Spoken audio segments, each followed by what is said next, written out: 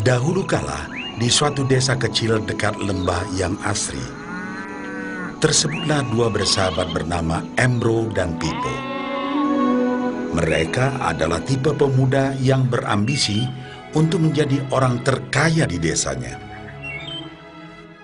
Mereka kerap membicarakan impian dan ambisi mereka itu akan kekayaan, kehidupan, dan gaya hidup yang ingin mereka miliki nantinya.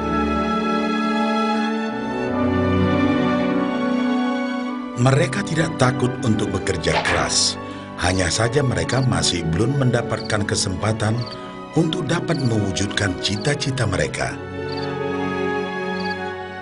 Tanpa putus asa, mereka terus mencari dan mencoba gagasan-gagasan baru untuk mendapatkan kesempatan tersebut.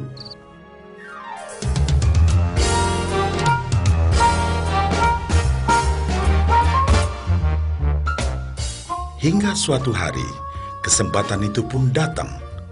Desa mereka membutuhkan lebih banyak air.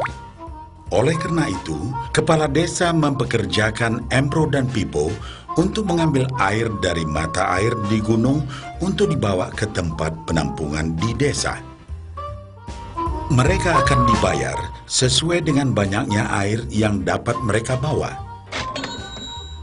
Maka mereka berdua pun menyambut dengan baik kesempatan ini.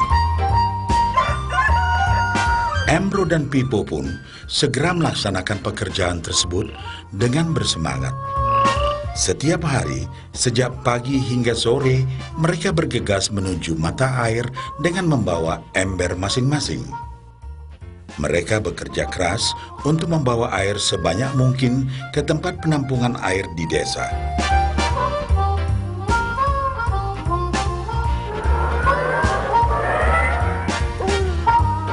Menjelang sore hari, mereka pun pulang dengan membawa upah dari hasil jerih payah mereka hari itu.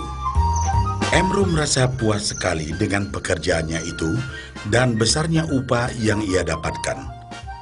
Dia yakin bahwa dengan pekerjaannya ini, ia bisa segera mewujudkan cita-citanya. Bahkan untuk menambah penghasilannya, Embro membuat ember yang lebih besar agar dapat lebih banyak membawa air. Embro yakin dengan penghasilannya sebesar itu, tak lama lagi ia bisa segera membeli sapi dan memiliki gubuk baru yang ia idam-idamkan.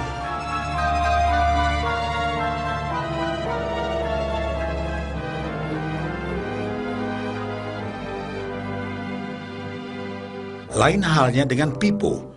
Dia merasa tidak nyaman dengan cara yang mereka lakukan itu. Ia mencari cara yang lebih nyaman untuk mendapatkan lebih banyak uang.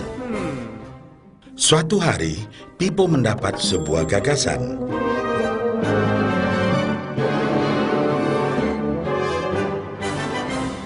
Ia berniat membangun sebuah saluran pipa yang akan mengalirkan air dari mata air langsung ke tempat penampungan air di desa.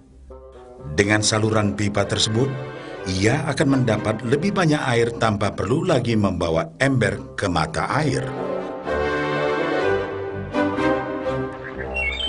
Ia sangat antusias dengan gagasannya ini. Pipo pun mulai menceritakan gagasannya ini kepada Embro dan mengajaknya bekerja sama. Tetapi Embro tidak sependapat. Ia bahkan mentertawakan gagasan Pipo tersebut karena merasa dirinya mampu mendapatkan lebih banyak uang. Embro pun lebih sering lagi mengambil air dengan ember dan bahkan menggunakan ember yang lebih besar agar dapat membawa lebih banyak air ke desanya. Dengan cara ini, Embro yakin penghasilannya akan meningkat.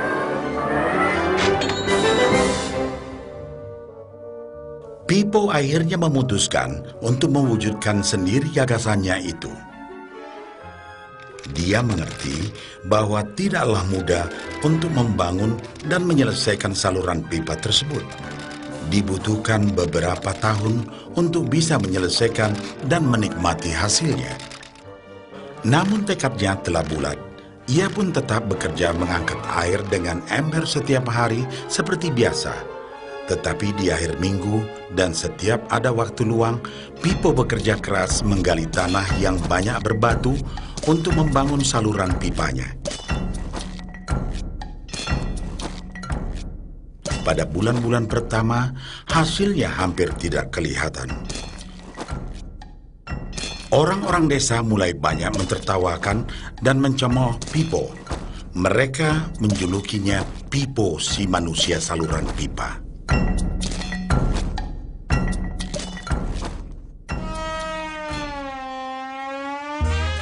Sementara itu, penghasilan Embro telah meningkat 2 kali lipat.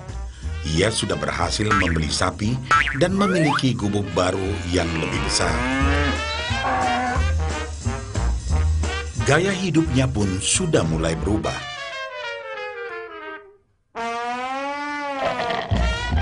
Ia sering menghabiskan waktu sepulang kerja di bar, menikmati hasil jerih payahnya mengangkat ember. Namun, tanpa disadari, badan Embro kini mulai jadi bungkuk karena begitu beratnya ia harus mengangkat ember besar setiap hari. Raut mukanya pun terlihat kelelahan.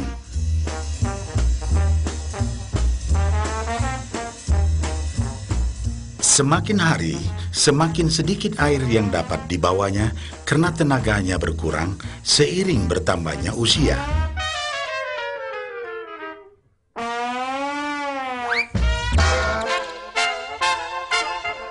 Bulan berganti bulan, tahun berganti tahun. Dan akhirnya, Pipo berhasil menyelesaikan saluran pipanya.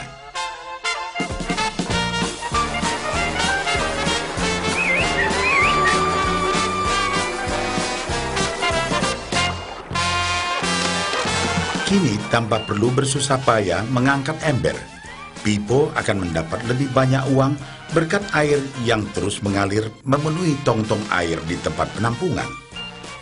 Air terus mengalir tanpa henti, bahkan saat ia tidur, makan, ataupun saat pergi berlibur. Pipo pun puas dan bangga. Berkat tekad dan kerja keras, kini penghasilannya pun mengalir tiada henti, seiring aliran air di saluran pipanya.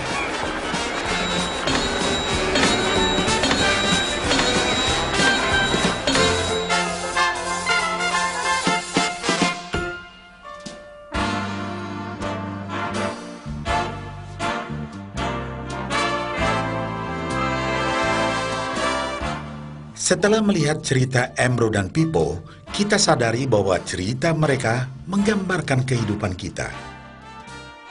Pekerjaan yang dilakukan mereka melambangkan apa yang dilakukan kebanyakan orang dalam mendapatkan penghasilan. Embro mendapatkan penghasilannya dengan cara menggunakan ember. Ia harus pulang pergi mengisi embernya dari mata air ke desa untuk ditukarkan dengan uang. Untuk meningkatkan penghasilan, yang dilakukan Embro adalah dengan cara lebih rajin pergi ke mata air dan juga memperbesar ukuran embernya. Dalam kehidupan yang nyata, sangatlah normal kalau kita ingin meningkatkan penghasilan, kita harus bekerja lebih keras. Misalnya, dengan bekerja lembur atau mungkin mendapatkan pekerjaan tambahan. Kita juga dapat memperbesar ember kita, yaitu dengan menerima posisi pekerjaan yang lebih tinggi. Sebagian besar dari kita menukarkan waktu kita untuk mendapatkan uang. Seperti juga Embro, kita pun memiliki waktu yang terbatas untuk dibarterkan menjadi uang. Dan kita tahu, setiap orang hanya memiliki 24 jam per hari, dan tidaklah mungkin kalau kita membarterkan seluruh waktu kita untuk bekerja.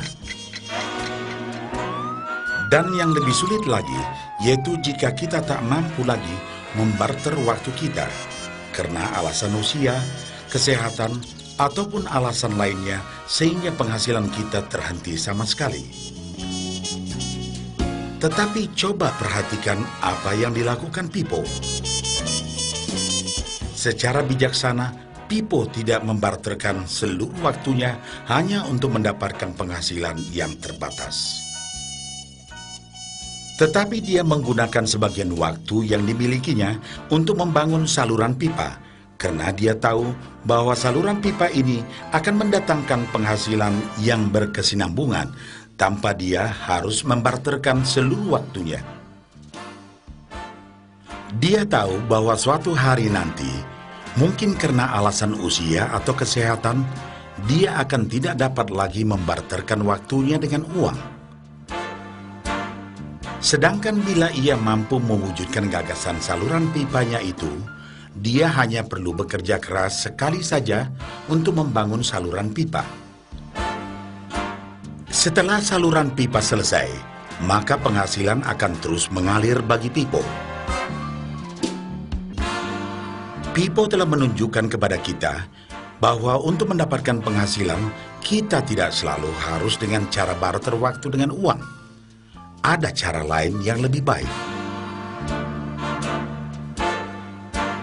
Bagaimana dengan Anda?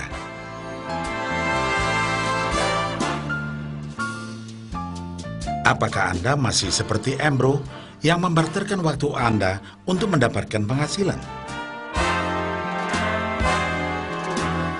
Atau Anda ingin mengikuti jejak Pipo dengan mulai membangun saluran pipa untuk mendapatkan penghasilan yang berkesinambungan?